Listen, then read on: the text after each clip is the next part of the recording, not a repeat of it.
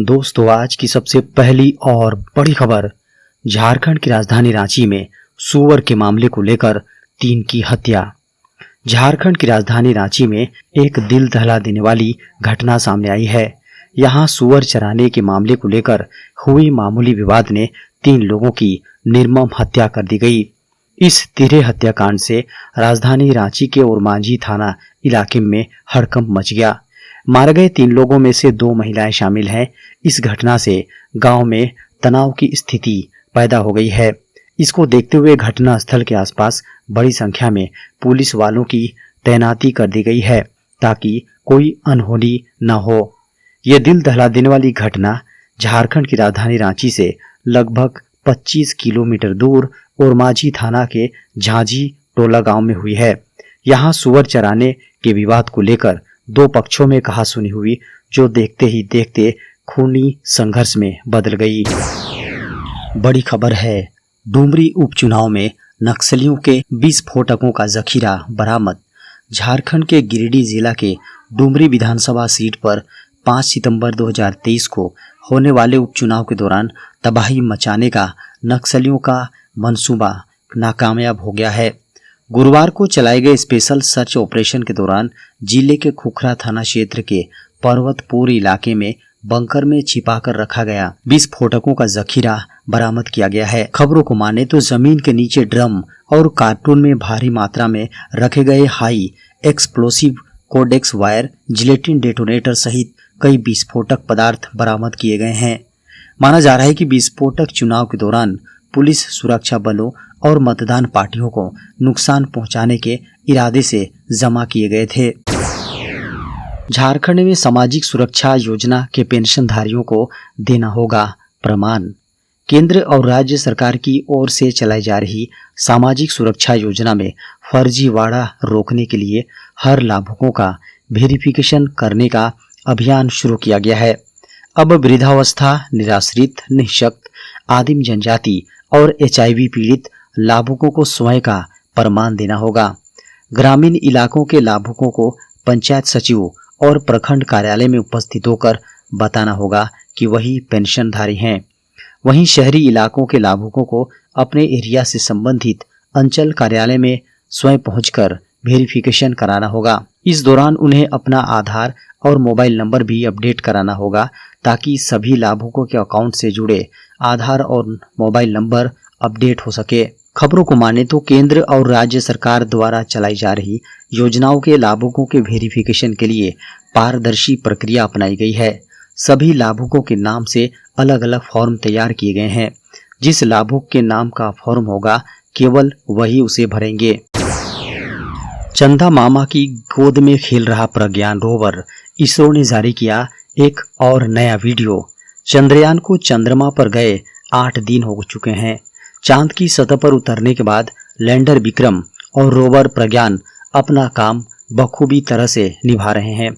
अब भारतीय space agency ISRO ने रोवर प्रज्ञान का एक नया वीडियो जारी किया है, जिसमें वह सुरक्षित तरीके से चल रहा है और अच्छे से रोटेशन भी कर रहा है। रोटेशन की ये फोटो लैंडर विक्रम के इमेजर कैमरे ने ली है। यह वीडियो सोशल मीडिया पर पोस्ट करते हुए इसरो ने लिखा, प्रज्ञान रोवर चंदा मामा पर अटखेलियां कर रहा है। लैंडर विक्रम प्रज्ञान को ऐसे देख रहा है जैसे माँ अपने बच्चे को खेलते हुए प्यार से देखती है। आपको ऐसा नहीं लगता? इस बीच इसरो ने बताया है कि प्रज्ञान ने चांद पर दूसरी बार सल्फर की पुष्टि की है। इससे पहले रोवर 28 अगस्त को भी चांद की सतह पर सल्फर होने की पुष्टि कर चुका है। झारखंड के मुख्यमंत्री हेमंत सोरेन के बाद अब ईडी भी पहुंची सुप्रीम कोर्ट। झारखंड में जमीन घोटाले की जांच कर रही प्रवर्तन निदेशालय ने झारखंड के मुख्यमंत्री हेमंत सोरेन को पूछताछ के लिए 2 बार समन भेजा। प्रवर्तन निदेशालय के समन के बाद मुख्यमंत्री हेमंत सोरेन दोनों बार ईडी ऑफिस नहीं पहुंचे। प्रवर्तन निदेशालय के पहले नोटिस का जवाब देते हुए मुख्यमंत्री ने समन को पूर्वाग्रह से ग्रसित बताया था। वहीं दूसरे नोटिस के जवाब में उन्होंने सुप्रीम कोर्ट जाने की बात कही। मुख्यमंत्री हेमंत सोरेन की ओर से सुप्रीम कोर्ट जाने के बाद अब प्रवर्तन निदेशालय भी सुप्रीम कोर्ट पहुंच गई है। मीडिया की खबरों को माने तो ईडी की ओर से सुप्रीम कोर्ट में कैविएट फाइल की गई है।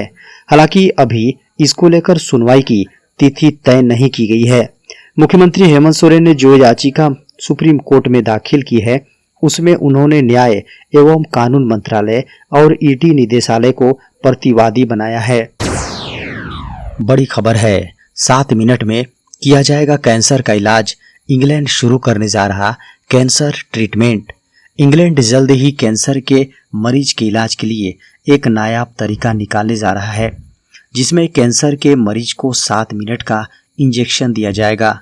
ब्रिटेन की सरकारी स्वास्थ्य सेवा दुनिया की पहली ऐसी एजेंसी है जो इस तरह की कैंसर के मरीजों के लिए इंजेक्शन शुरू करने जा रही है। इस इंजेक्शन को शुरू करने के पीछे का कारण है, इलाज में इतना ज़्यादा जो वक्त लगता है उसमें 3/4 के वक्त की हो सके। इलाज के इंजेक्शन वाले तरीका को निकालने के पीछे का कारण है, हर साल कैंसर से मरने वाले मरीजों की संख्या में वृद्धि का कारण। हर साल लाखों लोग इस बीमारी से मर रहे हैं। महिलाओं में ब्रेस्ट और ओवरी कैंसर की संख्या आए दिन बढ़ रही है, तो वहीं पुरुषों में प्रोस्टेट कैंसर की संख्या बढ़ रही है। हालांकि कैंसर का पता अगर फर्स्ट स्टेज में चल जाए तो इसका इलाज संभव है, लेकिन इसमें लगने वाला वक्त काफ़ी लंबा होता है। हालांकि साइंटिस्ट कैंसर के इलाज के लिए आए दिन कुछ न कुछ प्रयास करते नजर आते हैं। बड़ी खबर है, देश में अगस्त में हुई 123 साल में सबसे कम बारिश। देश में अगस्त 2023 में 123 साल में अब तक की सबसे कम मानसूनी बारिश दर्ज की गई है। मौसम, जी हां, भारतीय मौसम विज्ञान विभाग यानी IMD की ओर से महानिदेशक M पात्रा ने 31 अगस्त 2023 को अपने प्रेस कॉन्फ्रेंस में कहा कि अगस्त महीने में ऑल इंडिया रेनफॉल 161.7 मिलीमीटर दर्ज किया गया है, जो सामान्य से 35% कम है और 1901 के बाद से सबसे कम है। केंद्रीय और दक्षिणी प्रायद्वीपीय भारत में भी 1901 के बाद से कम वर्षा दर्ज की गई है। महापात्रा ने कहा कि इसका प्रमुख कारण अल नीनो और अन्य मौसम कारक हैं। उन्होंने कहा कि अल नीनो मजबूत हो रहा है और 2026 तक इसकी परिस्थितियां बनी रह सकती हैं। हालांकि वर्षा को बढ़ाने वाला इंडियन ओशियन डायस्पोल पूरे साल पॉजिटिव बना रह सकता है, जो अल नीनो के असर को कम कर सकता है। इससे पहले अगस्त महीने में बेहद कम वर्षा का रिकॉर्ड 2005 में दर्ज हुआ था। IMD ने सितंबर महीने में सामान्य वर्षा होने की उम्मीद जताई है। हालांकि पूरे मॉनसून सीजन में कुल औसत वर्षा सामान्य से कम रह सकती है। भारत में कोविड-19 के मिले 50 नए मामले। भारत में एक दिन में कोरोना वायरस के संक्रमण के 50 नए मामले सामने आए, जबकि उपचाराधीन मरीजों की संख्या घटकर 1520 हो गई है। केंद्रीय स्वास्थ्य मंत्रालय के आंकड़ों में यह जानकारी दी गई है। केंद्रीय स्वास्थ्य मंत्रालय के गुरुवार को सुबह 8 बजे तक अद्यतन आंकड़ों के अनुसार संक्रमण के कारण जान गंवाने वाले लोगों की संख्या 5,31,930 हो गई है। देश भर में इस बीमारी के अब तक 4.49 करोड़ मामले दर्ज किए जा चुके हैं।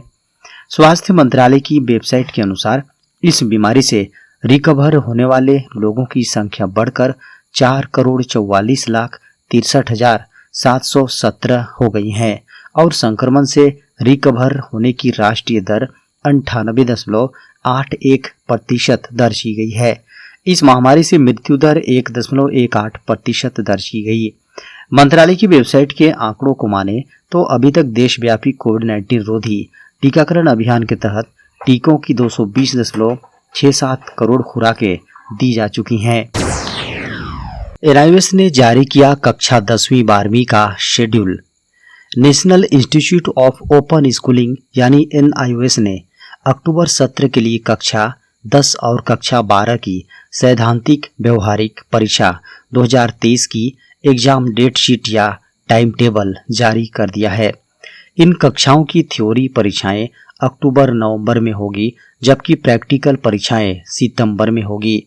जिन उम्मीदवारों को अक्टूबर सत्र की परीक्षा में शामिल होना है वे NIOS की आधिकारिक वेबसाइट nios.ac.in पर डेट शीट डाउनलोड कर देख सकते हैं। प्रैक्टिकल परीक्षाएं 16, 20, 24 और 28 सितंबर 2023 को आयोजित की जाएंगी। वहीं कक्षा 10वीं और कक्षा 12वीं की परीक्षाएं 3 अक्टूबर से शुरू होकर 8 नवंबर तक चलेंगी। NIOS ने कहा है कि परीक्षा का रिजल्ट परीक्षा की अंतिम तिथि के 7 सप्ताह बाद घोषित किया जाएगा। PM जनधन योजना को लेकर वित्त मंत्री ने दी बैंकों को हिदायत। देश में फाइनेंशियल इंक्लूजन को बढ़ावा देने और बैंकिंग सेवाओं से वंचित लोगों तक बैंक को पहुंचाने के लिए शुरू की गई केंद्र सरकार की बेहद महत्वाकांक्षी प्रधानमंत्री जनधन योजना में सब ठीक नहीं चल रहा है। पहले से ऐसा शक था कि इस योजना के तहत खाते खोलने में गड़बड़ियां हुई हैं। वित्त मंत्री निर्मला सीतारमण ने हाल ही में बैंकों को सख्त कदम उठाने को कहा है। वित्त मंत्री निर्मला सीतारमण ने बुधवार को क्षेत्रीय ग्रामीण बैंकों के समीक्षा बैठक की। क्षेत्रीय ग्रामीण बैंकों के प्रमुखों के साथ हुई समीक्षा बैठक के दौरान उन्होंने कहा कि प्रधानमंत्री जनधन योजना के तहत खुल रहे खातों में डुप्लीकेसी की शिकायतें आ रही हैं। उन्होंने इन खातों में दोहराव को रोकने के लिए क्षेत्रीय बैंकों को कदम उठाने का निर्देश दिया है। इस दौरान वित्त मंत्री निर्मला सीतारमण ने प्रधानमंत्री मुद्रा योजना और वित्तीय समावेशन के तहत पैठ बढ़ाने की जरूरत पर बल दिया।